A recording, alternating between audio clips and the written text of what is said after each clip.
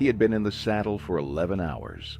The sun was still up, barely, orange and flat against the western horizon, and the horse beneath him had stopped moving with any energy sometime around noon. The animal walked because it had to, not because it wanted to. The rider understood the difference. He had felt it before, that shift from willing movement to pure mechanical persistence, the point where a horse is running on nothing but the instinct to keep going, because stopping feels worse. His own body had crossed the same line hours earlier. His lower back had gone from aching to a kind of deep, steady burning that he had learned to stop registering as pain and simply accept as the condition of being upright. His thighs, where the saddle leather had worked against the fabric of his trousers for most of a day, were something he preferred not to think about. He needed water. The horse needed more water than he did. The map said there was a creek 3 miles ahead. The map had been wrong before. Welcome to Mystery Wild West. Tonight, we are going somewhere that the romance of the frontier has been most thorough in covering up. We are going onto the trail, the actual trail, not the cinematic one.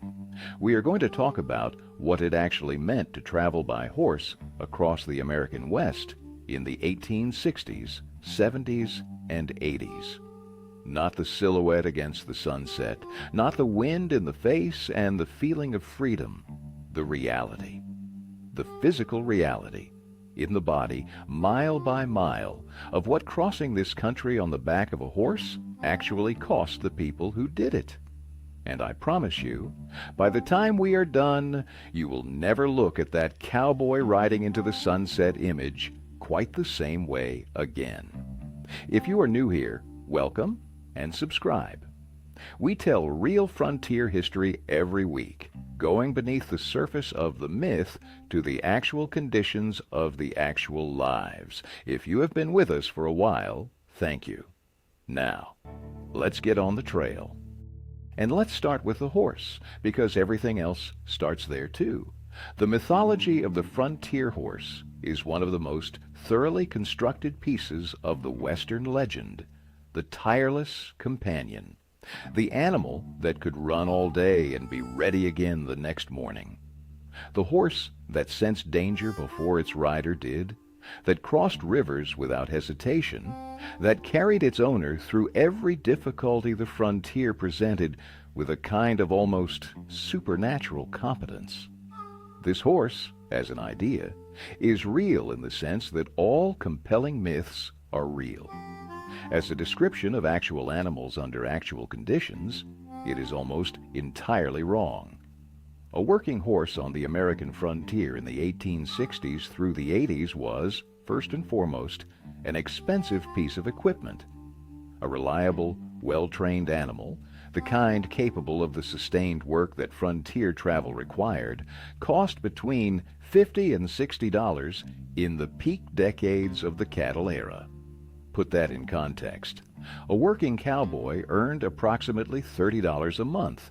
A horse, therefore, represented 1 to 2 full months of wages for the person most likely to need one. The investment was significant, and the consequences of losing it were immediate and serious. A horse that died of colic in the Arizona desert did not simply deprive its rider of transportation, it left him on foot in heat, carrying whatever he could manage to carry, with the distance to the nearest settlement measured in days rather than hours.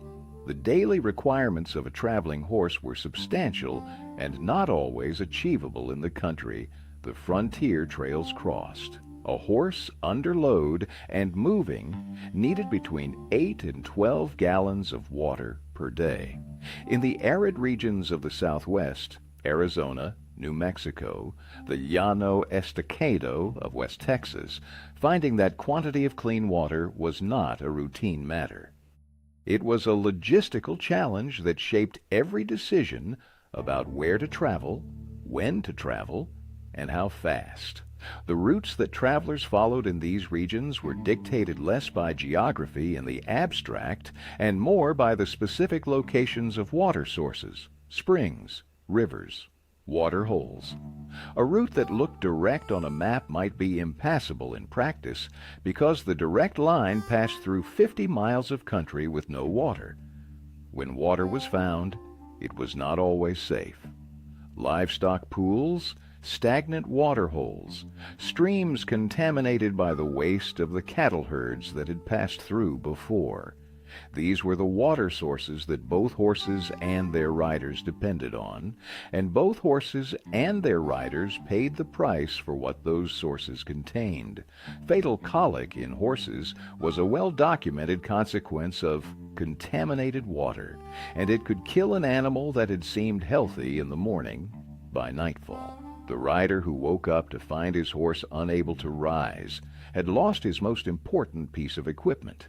And everything that came next, the walk, the weight of the saddle, the distance to help, was a direct consequence of that loss.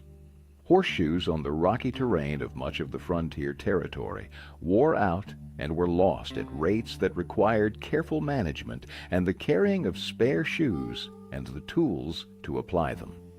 A horse that threw a shoe on a rocky trail and was forced to travel on the exposed hoof could become lame within miles.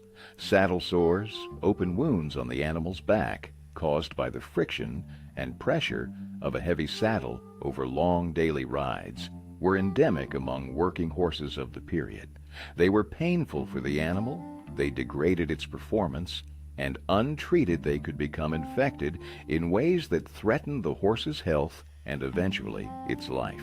Every experienced rider understood that the condition of the horse's back was something to be checked, managed, and cared for at every opportunity. A horse that could not be ridden was a problem with no good solutions in the middle of nowhere. Think about what this actually means in human terms. You have invested 1 to 2 months of your wages in an animal, your ability to do your work, to reach your destination, to survive in the environment you are crossing, depends entirely on that animal remaining healthy and functional. And yet, the conditions you are both living in, the contaminated water, the rocky trails, the weight and friction of the equipment, the daily physical demand, are working constantly against that health and functionality. Every day on the trail was a negotiation between what the journey required and what the horse could sustain. And the rider who lost that negotiation faced consequences that could be, in the most severe cases, fatal. Does that change how you see the image of the lone cowboy on his horse? Let me know in the comments. The Western saddle of the frontier era was a purpose-built tool. It was designed to distribute the rider's weight over the horse's back in a way that reduced the risk of saddle sores, to provide a stable platform for the specific work of handling cattle, and to give the rider something to hold on to and brace against in the sudden, violent movements that roping and working livestock required. It was, for these purposes, a well-designed piece of equipment that represented decades of refinement by people who spent their working lives in the saddle. It was not designed for the comfort of the rider on a 12-hour day. It was designed for the welfare of the horse and the functional requirements of the work. The rider's comfort, while not entirely ignored, was a secondary consideration, and in the conditions of a long trail ride, the consequences of that ordering became apparent very quickly. A fully equipped Western saddle of the period weighed close to 40 pounds before the addition of saddlebags and the various other equipment that a traveling rider carried. The frame was rigid wood, a tree in the terminology of saddle construction, covered in rawhide that dried hard as the hide cured. The seat was leather over this wooden frame, padded in varying degrees depending on the maker and the price of the saddle. In the early hours of a ride, a good saddle was tolerable. After several hours, the leather had absorbed the rider's sweat and the heat of the day, and the padding had compressed under sustained weight, and what remained was essentially a rigid wooden platform covered in leather that had the approximate texture of sandpaper when combined with the movement of a horse at a trot or canter. The specific damage that sustained riding inflicted on the human body was documented by the people who experienced it in terms that do not leave room for romantic interpretation. Saddle sores on the rider, not the horse, the rider, were among the most common and most miserable afflictions of frontier travel. The friction between the body and the saddle, sustained over hours and compounded by the abrasive quality of the fabric in the trousers that most working men of the period wore, produced blisters that opened into raw wounds. Travelers wrote of finishing long riding days with clothing that had to be peeled from the skin, adhered by the combination of sweat and dried blood. Without the antiseptics that a modern traveler would apply, as a matter of course, these wounds were vulnerable to infection. An infection that, in a modern context, would be a minor inconvenience became, on the frontier, a potential entry point for serious illness in a body that was already stressed, underhydrated, and inadequately nourished. The structural damage to the spine and hips from sustained riding was less dramatic than saddle sores, but potentially more lasting. The posture required to maintain balance on a horse moving over uneven terrain held the lower back in a sustained position of slight extension and constant micro-adjustment. The trotting gait of a horse, the most efficient pace for covering distance, transmitted a rhythmic vertical compression through the rider's spine that over the course of hours produced the kind of deep muscular fatigue that crossed into genuine physical impairment.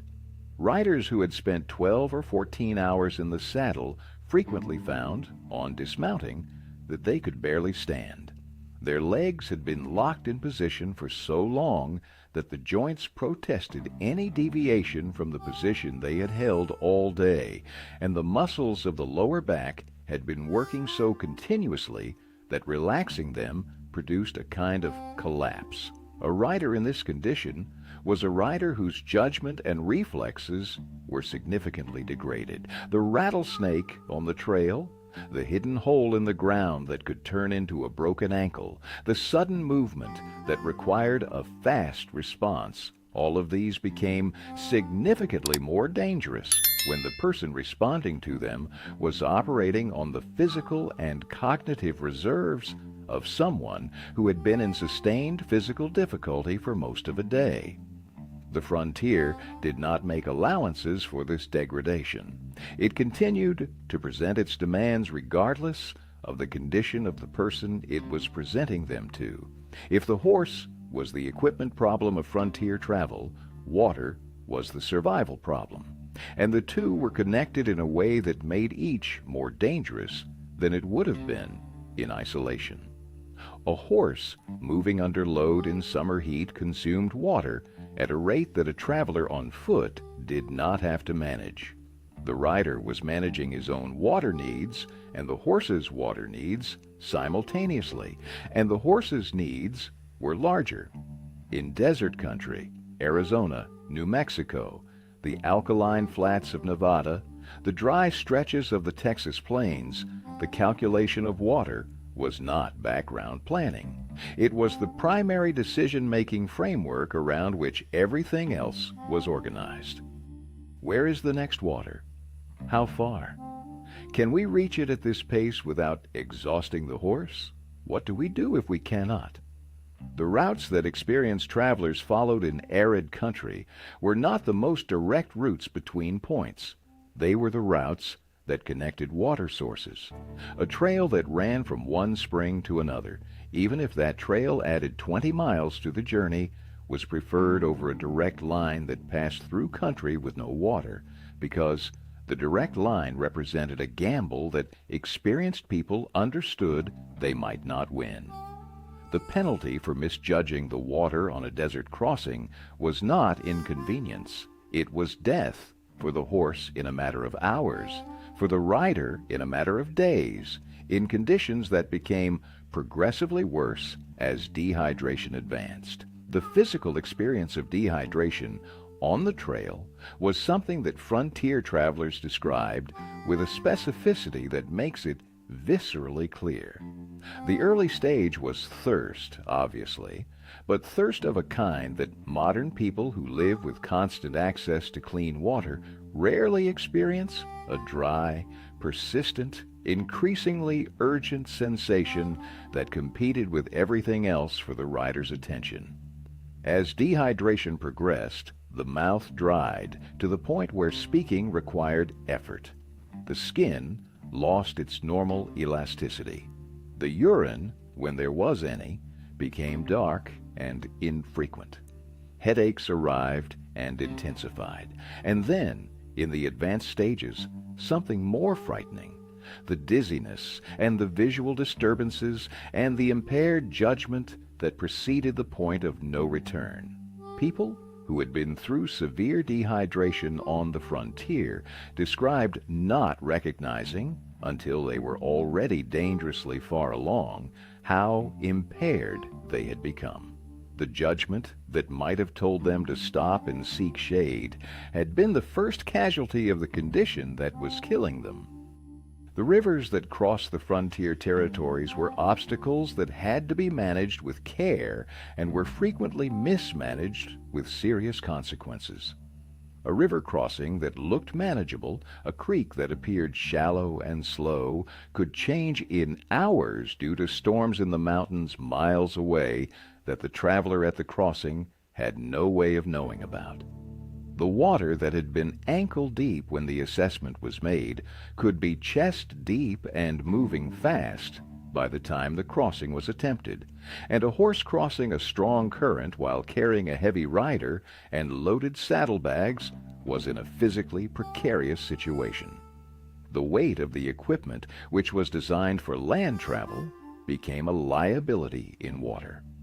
A horse that lost its footing on submerged rocks in a current had a much harder time recovering than an unburdened animal, and a rider who went into the water with a horse in this situation was managing both their own survival and the animal's in conditions that permitted very little error. The terrain itself presented hazards that were not visible and could not be anticipated. Prairie dog burrows, the holes that riddled the plains in their thousands, were invisible under a horse's hooves until the moment when the ground gave way and the horse's leg went into one. A horse that broke its leg in a prairie dog hole in the middle of open country had ended both its own journey and, quite possibly, its rider's as well. The horse could not be saved. The rider was now on foot, carrying whatever the horse had been carrying, with whatever distance remained between them and the nearest settlement. Stories of riders in exactly this situation appear consistently in the frontier record, and the outcomes ranged from difficult to fatal depending on the distance, the weather, and the physical condition the rider was already in. The climate of the American West was among the most extreme that the people traveling through it had ever experienced, and most of them had no preparation for its specific combination of threats. The settlers from the eastern United States, the immigrants from Europe, the people who had read descriptions of the frontier in newspapers and dime novels, none of this had adequately described what it actually felt like to be in open country in the Arizona summer, or on the Kansas plains in a January blizzard, or caught in a sudden storm in the mountains of Colorado. The summer heat of the desert Southwest was not simply hot in the way that a hot day in Virginia or Ohio was hot. In the desert regions of Arizona and New Mexico, temperatures regularly exceeded 100 degrees Fahrenheit during the summer months, and in the exposed terrain through which most routes passed, there was no shade and no relief. The heat radiated from the ground as well as from the sky, the baked earth reflecting back the energy it had been absorbing all day, so that a rider in a desert basin in mid-afternoon was being heated from above and below simultaneously. Fluid loss through sweat under these conditions was rapid enough that a rider could become significantly dehydrated in hours, even if they were carrying water and drinking from it. The specific danger of desert heat was its effect on judgment. The early stages of heat illness produced a feeling of wellness, a strange, floaty confidence that led people to underestimate their own impairment. A rider who was already significantly affected by heat might not recognize the severity of their situation until they were in genuine danger because the condition itself had compromised the cognitive function that would have allowed them to assess it accurately. This is why experienced desert travelers set strict rules for themselves about when to stop, how much to drink, and when conditions required rest, regardless of how they felt, because they understood that feeling fine in the desert was not always reliable evidence that you were fine. The nights were a different problem. On the open plains and in the high desert, temperatures dropped rapidly after sunset in a way that caught travelers who had been suffering from heat all day completely unprepared. A rider who had been sweating through a 100-degree afternoon arrived at camp in clothing that was damp with that sweat, in a body that was already fatigued and mildly dehydrated, in temperatures that could fall toward freezing by midnight, even in seasons that were not nominally cold. The combination was a direct pathway to hypothermia: wet clothing against a cold body, no shelter, insufficient ability to generate heat because the body's energy reserves had been depleted by the day's exertion. This was not an unusual situation for a frontier traveler on a long route. It was a regular condition that claimed lives among people who had survived the day without understanding what the night would cost. Rain was, as the source material describes, perhaps the worst single weather event that a rider on the frontier trail could encounter.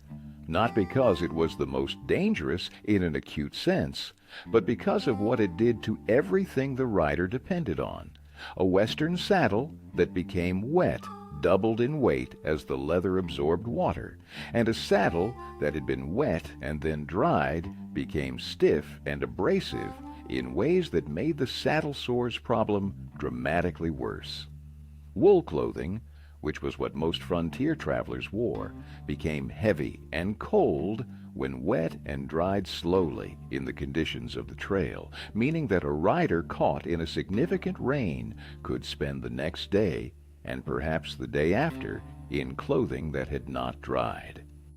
The respiratory vulnerability this created, pneumonia, as a consequence of sustained exposure to cold and damp in a body that had no reserves, was genuine and was recognized as such by the people who lived in these conditions.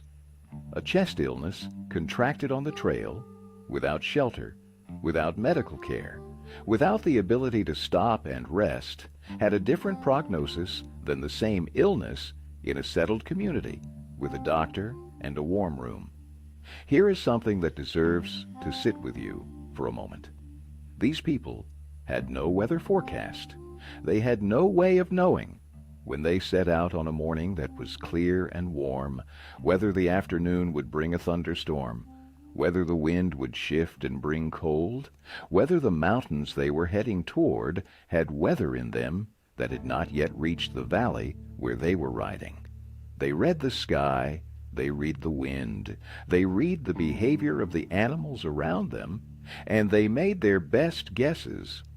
And sometimes their best guesses were wrong, and the consequences of being wrong about weather in open country without shelter were serious in ways that a wrong guess about weather when you are 5 minutes from a building is not. What would you have done setting out on a journey of days or weeks through country like this? Would you have had the nerve for it? Let me know in the comments. The nutrition available to a rider on a long frontier journey was, by any modern standard, profoundly inadequate for the physical demands being placed on the body consuming it. The trail diet of the 1860s through 80s was determined not by any understanding of nutritional requirements, but by the practical constraints of weight, shelf stability, and availability. What could be carried, what would not spoil, and what could be obtained in the settlements that the route passed through. Salted pork and beans were the staples of the frontier trail diet. Hardtack, biscuits made from flour and water, baked to a hardness that preserved them for extended periods and required water to soften them enough to eat without breaking teeth, was the reliable carbohydrate source. Coffee, when it could be had, was both a stimulant and a comfort.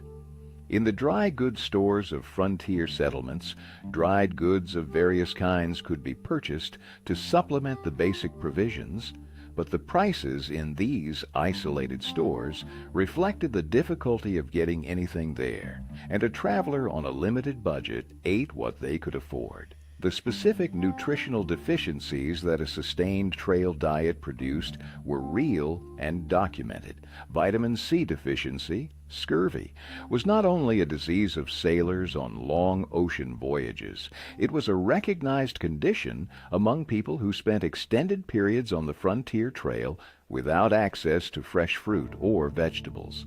The early symptoms were subtle: fatigue, joint pain, the slow healing of minor wounds.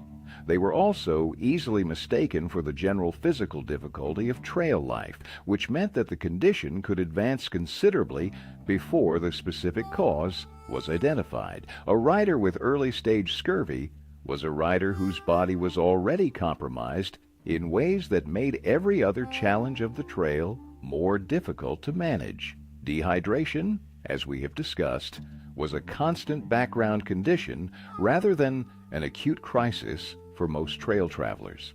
The water available on the trail was rarely clean by any standard that a person today would apply, and drinking it consistently was a constant trade-off between the risks of dehydration and the risks of waterborne illness. Dysentery, diarrhea caused by bacterial contamination of food or water, was endemic among frontier travelers. It was miserable, it was dehydrating, it was weakening, and it was difficult to treat effectively with the medical resources available on the trail. A rider who developed dysentery on a long crossing was managing a significant additional drain on their physical reserves while continuing to face all the other demands the trail imposed. The mathematical reality of trail provisioning was something that experienced travelers planned around with care, and that inexperienced travelers frequently miscalculated to their cost. The pace of travel had to be fast enough that supplies did not run out before the next settlement, but slow enough that the horse could sustain the pace without breaking down. These two requirements were sometimes in direct conflict, and the resolution of that conflict required judgment that came from experience. A rider who pushed too hard to maintain pace exhausted the horse. A rider who moved too slowly to preserve the horse ran out of food. Finding the balance was both a skill and a constant negotiation with conditions that could change from day to day. The physical appearance of people who had been on extended trail journeys was, by the accounts of those who met them at journey's end, striking. The weight loss from sustained physical exertion on an inadequate diet, the weathering of the skin from sustained sun exposure, the stiffness of movement that came from weeks of the saddle and of sleeping on hard ground, the look in the eyes of someone who had been managing sustained difficulty for an extended period, a kind of focused, slightly remote quality that people who have been long in hard circumstances sometimes develop, where the ordinary resources of social ease and casual conversation have been temporarily redirected toward more fundamental concerns. These were not the faces of people who had been having an adventure. They were the faces of people who had been enduring something. The end of a riding day did not bring rest in any comfortable sense of the word. It brought a different set of demands in place of the ones that the day had imposed, and in some ways, the night was harder than the day. The choice of a campsite was itself a decision with real consequences. Good ground for camping meant flat enough to sleep on without rolling, dry enough not to become a mud problem if rain came in the night, with some shelter from the prevailing wind if any natural feature provided it, and near enough to water that the horse could be watered without moving a significant distance in the dark. In much of the territory that frontier trails crossed, these requirements were difficult to satisfy simultaneously, and the campsite that was available was often the best compromise among imperfect options, rather than anything that genuinely met all the needs. The horse had to be managed through the night in a way that prevented it from wandering off or being stolen. Hobbling, fastening the front legs with a short rope that allowed the animal to graze but prevented it from moving at speed, was the standard approach on open ground. On ground where there were no stakes that could be driven and no trees for a tie line, hobbling was the only option. An experienced horse accepted hobbles without distress. A nervous or inexperienced animal could injure itself trying to move against the restraint. Either way, the rider slept with the awareness that the horse was loose in the vicinity and needed to be located in the morning, and the sound of the animal moving in the night was part of the background of sleep rather than something that could be ignored. The ground itself offered no comfort. The saddle, removed from the horse for the night, served as a pillow, a rigid, heavy, leather and wood construction that was marginally better than nothing. The blankets that a traveler carried, typically one or two, depending on the weight budget, were the entire insulation layer between the body and whatever temperature the night produced. In the conditions we have discussed, wet from rain, cold from altitude or season, already soaked in a day's worth of sweat, these blankets were often inadequate for the task. People slept cold, or tried to sleep and failed, or woke repeatedly to check on the horse, or respond to the sounds that the dark produced. The sounds of the frontier night were not the romantic silence of the landscape. They were a continuous backdrop of biological activity, insects whose volume in summer was astonishing, the calls of predators in the distance, the movement of animals through brush that could not always be identified from within a bedroll without sitting up and looking. The habituated frontier traveler learned to distinguish by sound between the kinds of movement that required attention and the kinds that did not.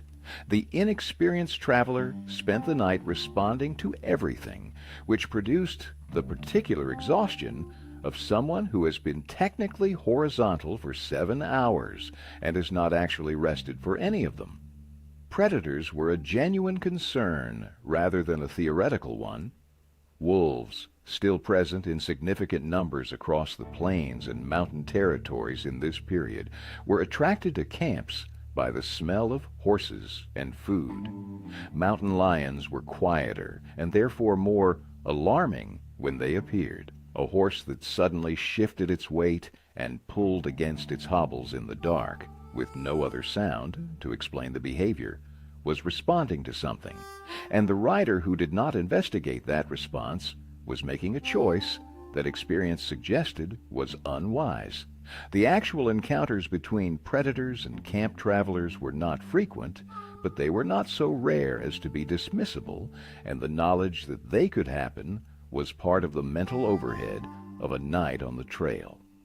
Sleep deprivation, accumulated over days and weeks of this kind of rest, produced effects on judgment and physical function that compounded every other hazard of the trail.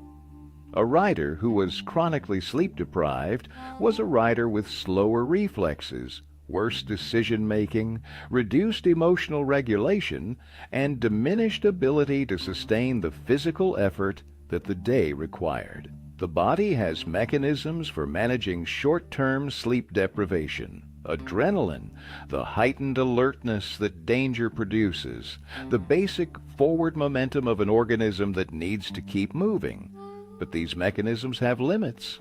A rider weeks into a long journey, eating badly, sleeping poorly, dehydrated, in pain from the saddle, was a person operating at a significant fraction of their normal capacity in conditions that demanded more than normal capacity. The health conditions of a frontier traveler were, by modern standards, a continuous emergency that the person managing them had largely normalized as the ordinary condition of being alive. The absence of basic sanitation infrastructure, the contamination of water sources, the exposure to insects and animals carrying diseases, the physical vulnerability of a body under sustained stress, all of these combined to make illness a constant companion rather than an unusual event. Hygiene on the trail was essentially non-existent. There was no soap that traveled well. There was no reliable source of clean water for washing, even if soap had been available. The clothing that a rider wore on day 1 of a long journey was the clothing they wore on day 15, progressively more saturated with sweat and dust and the accumulated evidence of 2 weeks of hard physical work. The skin under that clothing was developing the conditions that skin develops when it is not cleaned: rashes, infections, the breakdown of the natural barrier function that clean, healthy skin provides. Minor skin injuries, the scratches from thorny plants, the small cuts from handling equipment, the blisters that opened on the hands and saddle-worn areas were entry points for bacteria in a body that had no antibiotics and limited natural resistance. Dental problems, as we have discussed in the context of frontier life more broadly, were a specific and painful dimension of trail health. A tooth that had been developing an infection for weeks before the journey began could become acutely painful after days of the stress and dehydration that the trail imposed. The only treatment available was extraction, and extraction on the trail was accomplished with whatever tools were available and whatever whiskey could be spared for the purpose. The cavity left by an extraction, in conditions without antiseptic care, was vulnerable to the same contamination as every other wound on the trail, and an infected extraction site was a source of systemic illness that could, in severe cases, become life-threatening. Insect bites were a hazard that modern people, with their understanding of vector-borne disease, appreciate in a way that the frontier travelers could not. They understood that certain bites produced illness. The association between mosquitoes and fevers was recognized, if not understood, mechanically, but the scale of the insect exposure on the frontier trail was beyond what any preventive measure of the period could meaningfully address. A camp near still water in summer was a camp in the middle of a cloud of mosquitoes from dusk until well after dark. The ticks that inhabited the tall grass of the plains latched on without being felt and could carry diseases that a frontier doctor had no framework to diagnose or treat. The fleas that traveled with the various animals of the trail moved between species with complete indifference. The insects were everywhere. They were constant, and the only response available was endurance. The specific diseases that killed frontier travelers in significant numbers, cholera, typhoid, dysentery, respiratory illnesses including pneumonia and tuberculosis, were all diseases of the conditions we have been describing. Cholera spread through contaminated water. Typhoid spread through contaminated water and food. Dysentery spread through contaminated water and poor sanitation. Pneumonia was the consequence of sustained cold and wet exposure in a body with depleted defenses. Tuberculosis thrived in exactly the kind of close, poorly ventilated environment that a group of people on a long trail journey created around their campfire at night. Each of these diseases, in the absence of any effective medical treatment, followed its own natural course, and for the people who contracted them in the conditions of the trail, that course was often lethal. There is something genuinely worth stopping to honor in the people who made these journeys. Not the heroism of the mythology, the clean, cinematic heroism of people who are never truly in doubt of their outcome. The quiet, relentless, unglamorous perseverance of ordinary people managing very bad conditions one day at a time, without the resources that would have made those conditions manageable, without the knowledge that the journey would end well, without any guarantee of anything, except that stopping was not an option they were willing to consider. That is the real heroism of the frontier, and it belongs to all the ordinary people whose names did not make it into the stories, which is almost all of them. The mythology of the horse in the open range has been one of the most durable pieces of American cultural construction. The image of freedom it encodes, the rider against the sky, the open country, the sense of individual self-determination against a backdrop of enormous space, speaks to something real about the human desire for autonomy and the particular American attachment to the idea of frontier. That emotional truth is not nothing. It has sustained a body of storytelling across more than a century because it touches something genuine. But the mythology, taken literally, is a lie. Not a small lie of minor details, but a structural lie about what the experience it claims to represent actually was. The freedom of the frontier was not the freedom of the movies. It was the freedom of a person who had no other options, who was crossing difficult country because crossing it was necessary, not because it was pleasurable, who was pushing an animal to its limits because the alternative was failing to reach the destination, who was managing pain and thirst and exhaustion and disease in a landscape that provided no assistance and no comfort. That is not the same thing as freedom in the way the mythology uses the word. The horse itself, the romantic partner of the cinematic cowboy, was, as we have spent the last several parts of this discussion establishing, a large, expensive, biologically vulnerable animal whose care imposed continuous demands on the person responsible for it, whose health determined the rider's survival in ways that made the relationship between them intensely practical rather than romantic, and whose limitations in the conditions of the frontier trail were as important as its capabilities. The horse was not a partner in the emotional sense. It was a piece of equipment with biological requirements that had to be met before the rider's requirements could be addressed. The rider who forgot that hierarchy and treated the horse as a vehicle rather than as a living animal with needs that had to be maintained did not ride very long before the consequences of that error made themselves felt. The people who made these journeys were not, in the main, people who had chosen the trail for its own sake.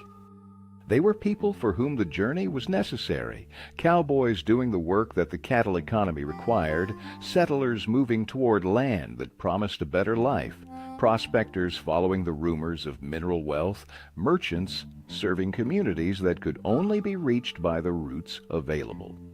The romance was applied afterward by people who had not made the journeys and who valued the idea of them rather than the reality. The people who had actually crossed the country by horse, mile by mile, day by day, in the heat and the cold and the thirst and the saddle pain, most of them, when they arrived, were relieved to be there. They were not mourning the trail they had left behind. What was real about the frontier experience, what the mythology captures, however imperfectly, was the quality of the people it produced in those who survived it. A person who had made a difficult trail journey and come through it intact had been tested in specific and demanding ways, and had demonstrated in the most direct terms possible that they could manage sustained difficulty without breaking. That is a genuine quality, earned in a genuine way, and it produced people who had a specific kind of confidence and competence that came from direct experience rather than from theory.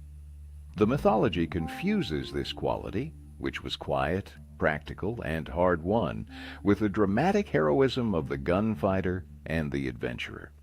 The confusion diminishes the real thing by replacing it with something more spectacular and less true. The true story of travel by horse in the Wild West is the story of endurance, of the daily management of pain, thirst, fatigue, and the constant possibility of something going wrong in a place where wrong was very hard to recover from. It is the story of the ordinary people who crossed an extraordinary landscape on the backs of animals that required everything their riders had to give, and arrived at the other end changed by the crossing in ways that the journey required. That is a real story. It is a harder story than the mythology, and a more honest one, and the people who lived it deserve the honest version rather than the comfortable lie. Before you go, I want to ask you one final thing.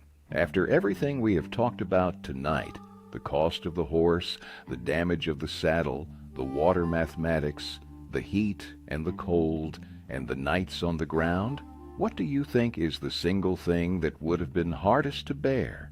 The physical pain?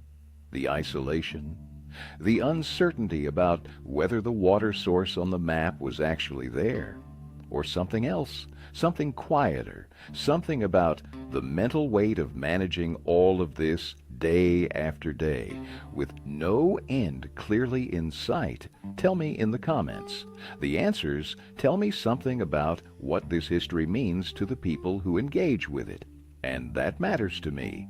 If tonight gave you something real and something worth sitting with, leave a like on the video. It means more than you know, and it tells us to keep making history like this. Subscribe to Mystery Wild West if you have not already. Real frontier history every week, the kind that goes beneath the surface of the myth. Share this with someone who still thinks the cowboy ride into the sunset was actually that peaceful. It was not. But the people who took those rides were something better than what the mythology made them. They were real, and real is always more interesting than legend. We will be back next week. Until then, take care of yourself, and be glad you are reading this in a comfortable chair rather than a 40-pound Western saddle.